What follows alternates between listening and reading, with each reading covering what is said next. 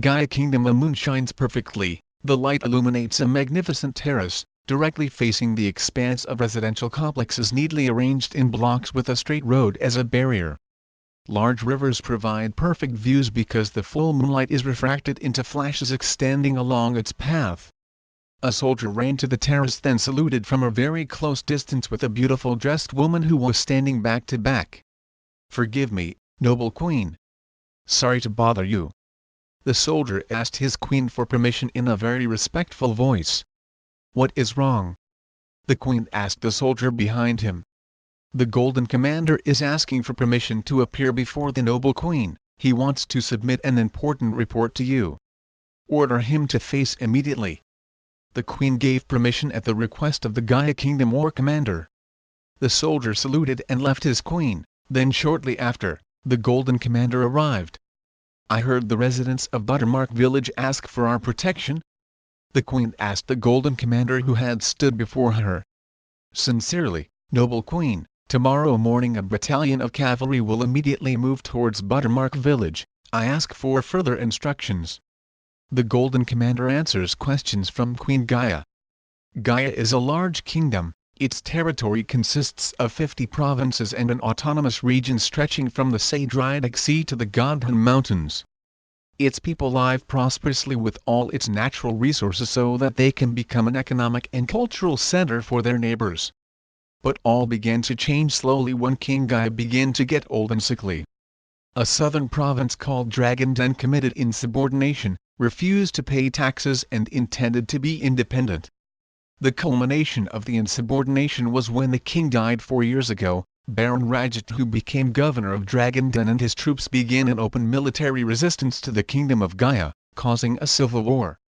"Nash, you must quell this rebellion as soon as possible. The situation is getting more critical. People's trust continues to decline because their security and safety are threatened." Queen Gaia gave strict decree to her warlords. "Her Majesty the Queen does not need to worry. Good news will come soon and the glory of this country will return." The Golden Commander is trying to calm the anxiety of Queen Gaia's heart. "Go and bring home victory for the kingdom." Queen Gaia gave her blessing and commission to the warlords. "Your word, it will be done soon." Nash gave his queen confidence. "Nash, minimize casualties from civilians." The queen gave the last will to the Golden Commander while leaving him alone on the terrace balcony of the palace. "For the triumph of my kingdom and queen, I will definitely do it," Nash answered with sincerity. White smoke soared, the smell of burning wood became one with the aroma of a roasted human body. Houses have been destroyed and leaving only rubble raised to the ground. A terrible incident had happened to Buttermark Village last night. "Check if there are still people alive. Search every corner," ordered a man in golden armor. "Ready," replied the man in silver armor. With alacrity, a group of horsemen immediately spread to all corners of Buttermark Village to search for survivors. "We are too late. We came late to this place," the golden armor again said to the silver armor. "Right, Nash, we have been late protecting them," the man in silver armor responded to the commander and friend's words. The golden armor walked a few steps forward, reversing the stiff body of a child covered in blood from a slash, then covered the body with a white robe. Nash's face revealed a feeling of sorrow, regret and anger at what had happened at Buttermark Village. "Bill, find out where the criminals are going, we must crush them immediately." The golden armor gave the silver armor's order. Bill did not answer, he just gave a signal to the troops behind him to start carrying out orders from the commander. Gaia Royal Cavalry troops continued to sweep in Buttermark Village, but they did not get any survivors, all killed. They then buried the victims properly. It was late in the afternoon, when the search troops gave reports on the direction and location of the Dragon Den troops who carried out the massacre at Buttermark Village to their commander. The Golden Commander gives command to his troops. "We must hurry back to camp and make preparations. Tomorrow morning we go after them." "Immediately do it." "Gaia." The cavalry troops responded with a shout of their pride. A young elk immediately ran into the southwood forest when he saw hundreds of horses neatly arranged in a state of alert. Above the saddle were ready the soldiers with complete weapons waiting for orders to fight. Each row consisted of 25 horses in a square formation, while to the left of the platoon commander heeded his orders seriously. "Bill, this sudden attack must succeed, because we will attack it once." Nash spoke seriously to the person beside him. "Everything is according to your calculations and instructions, Nash. The track finders we sent have reported the situation inside the rebel camp. Apparently the pace of their movement towards Dragon Den was hampered in the Southwood Forest by the booty they had taken from Buttermark Village so that we could catch up with them here." Bill assured his friend that his instructions had been carried out. "This is the job I hate the most, Bill," Nash said in a deep voice. "What do you mean?" Bill didn't understand Nash's words. "We've been warriors for decades, Bill. During that time I never hesitated to do my job, never complained because my enemy was not my own brother." Nash revealed the dilemma he was facing.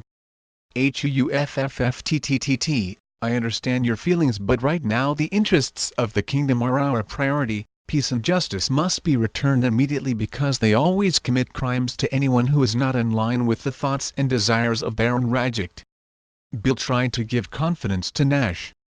"Yes, therefore my sword does not hesitate to eradicate them. We must end the battle quickly so that blood does not spill too long in this kingdom."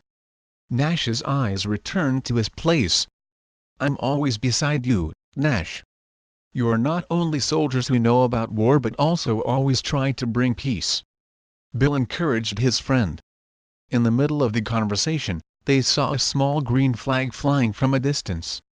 A sign that circumstances are very favorable to carry out attacks.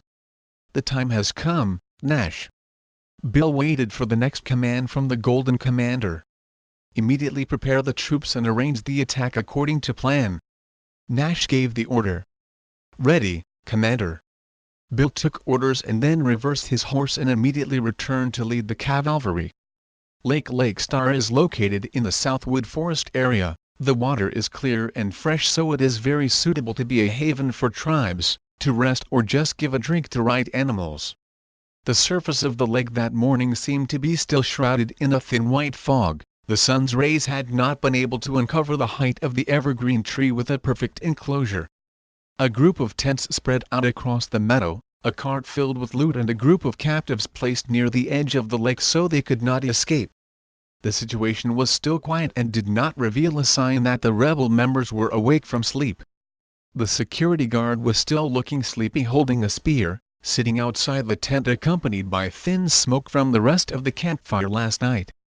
The ground trembled suddenly, the birds flew in fear leaving the campsite, the sound of whinny horses approaching louder, roaring at full speed. Suddenly a tent was opened from the inside, a rebel member woke up. His mouth yawned and made a noise like a cow.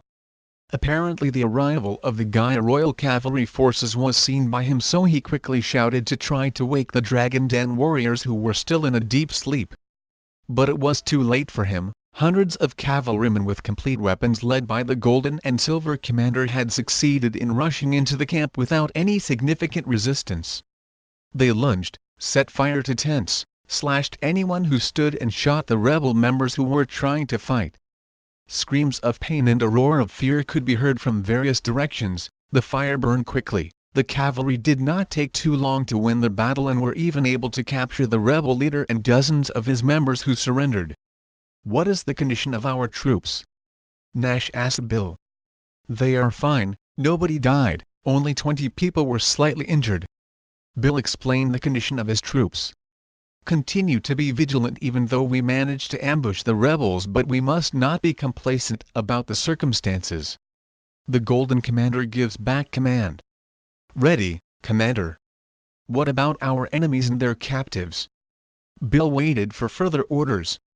"Bring the rebel leader before me." The commander gave further orders to his subordinates. Nash climbed down from his horse's saddle. He walked over to his wounded soldiers and helped guide them toward the medical tent. Today is a glorious victory for him, but it is still far to bring peace in the kingdom of Gaia. 2 cavalrymen took a prisoner before their commander. The prisoner's hand is tied behind his back. He is believed to be the rebel leader of the Dragon Den who carried out the massacre at Buttermark Village. Bill immediately approached the person before him and began to interrogate the big tall man who was sitting bound on the ground. "What is your name?" But the prisoner remained silent, ignoring Bill's question. "I'll ask again. What's your name?" Bill repeated his question. But his prisoner remained silent with a very sinister smile. Buggghhhh. A hard blow on the left cheek so that the high,